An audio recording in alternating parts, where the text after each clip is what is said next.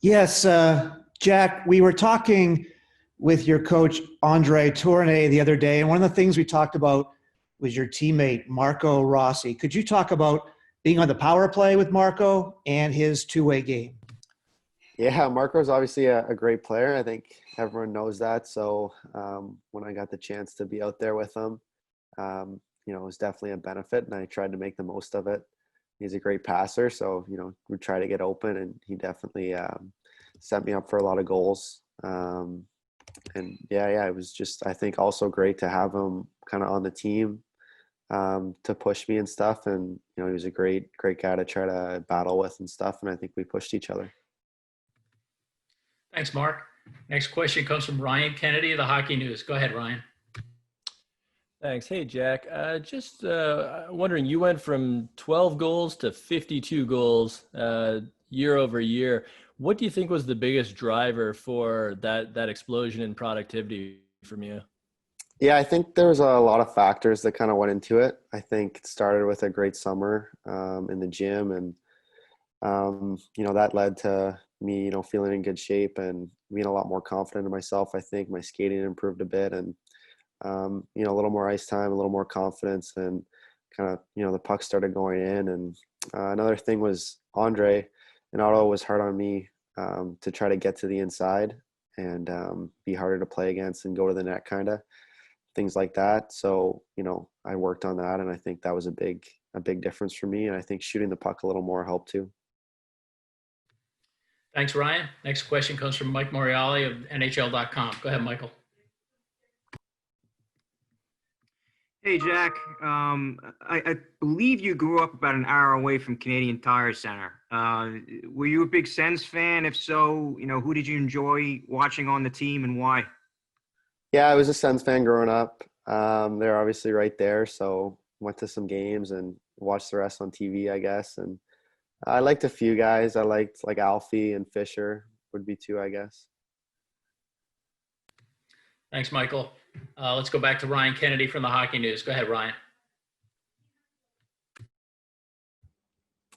Hey, Jack. Just curious, playing on that loaded 67s team, really the past 2 years, how did that help you having so many guys and particularly some of the veterans develop your game? Yeah, I think being around those guys, it was great to learn from, for one. Kind of learn what they do and stuff. And also just kind of the competition I think we had each and every day in practice and stuff with that good of a team and that many good players helped a lot in my development too. Thanks, Ryan. Next question comes from Nick Kotzanika of NHL.com. Go ahead, Nick.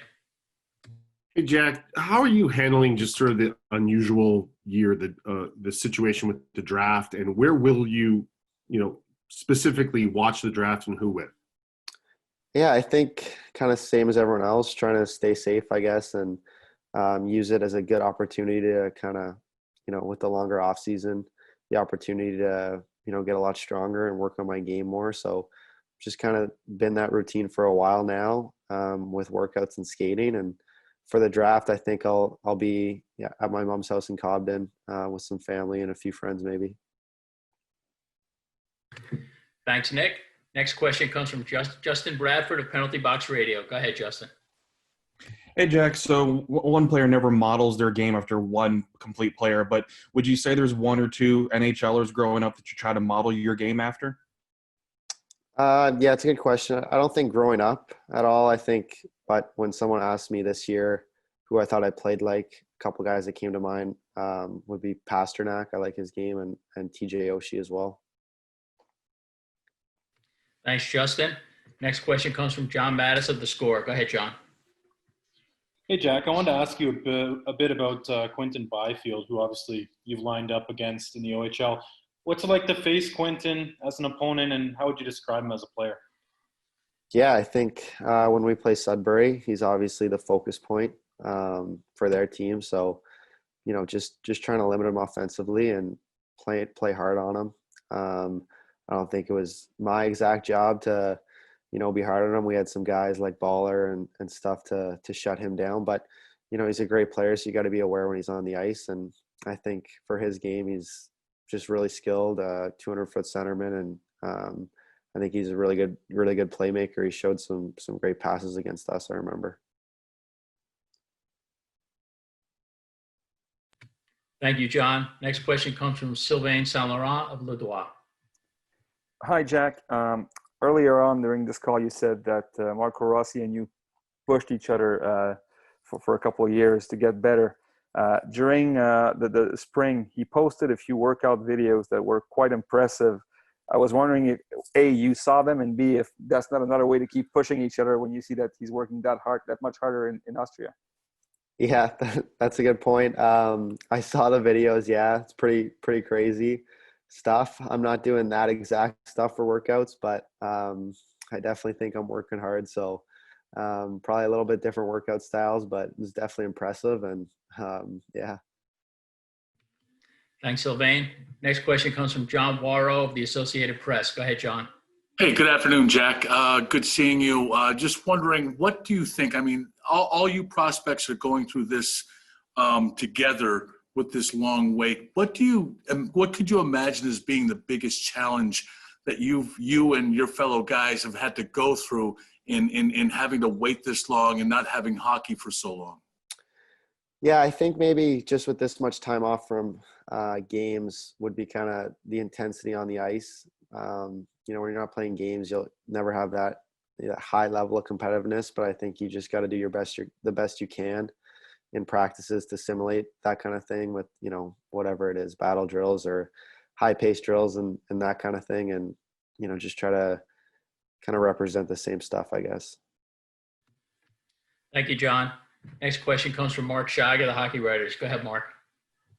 Thank you, John. Hi, Jack. Do you remember how many teams you spoke to along the way? And did anybody throw a really weird combine-like question at you? I think like somewhere in the low 20s probably. And nothing really too weird, no, pretty standard. Okay, we have time for a couple more. Let's go back to Mike Morreale from NHL.com. Go ahead, Michael. Thanks, John. Hey, Jack, how are you selling yourself to those NHL teams that did interview you? What do you tell them? Tell those teams that might look to draft you? Yeah, I'm not trying to sell myself in a crazy way. I think they watch me play all year and they know what kind of player I am. And for the interviews, it's more just kind of, you know, being honest and being myself and showing them what kind of person I am. Thanks, Michael. Let's go back to Sylvain Saint Laurent. Go ahead, Sylvain. Yes, Jack, just to follow up on my earlier question, a lot of your success was predicated on driving to the net. And like you said, Andre pushed you that way. Can you give us a few examples of how you try to replicate those kind of situations during those long months? Yeah. I think in practice, just making sure my intensity was high, you know, even in summer skates, if it's skills drills and stuff, making sure my habits are good, I guess, you know, not falling into summer habits, you know, the little details, making sure I kind of think about them and keep them sharp, I guess. Thank you. Thanks, Sylvain. And our last question is from Mark Ciampa of Devils.com. Go ahead, Mark. Hey, Jack. Just a couple of Devils-related questions. One, how did your interviews go with the Devils? And have you talked to any of your multiple teammates who are Devils prospects about the possibility of playing in New Jersey? Yeah, I've talked with them a couple times, and I think it went well both times. They were good interviews, in my opinion. And I train with Graham Clark, and I see him every day. He's one of my best buddies. So I talked to him about it quite a bit, I guess. Just, you know, it'd be cool to go to the same organization. And I haven't talked to Baller and Nicky in a bit, but probably, you know, last talked about it with them a couple months ago, I guess. Thanks, Mark. Jack, thanks for taking the time. Good luck in a couple of weeks. Hopefully you can enjoy the 2 weeks between now and then. And again, thanks for taking the time. No problem, guys.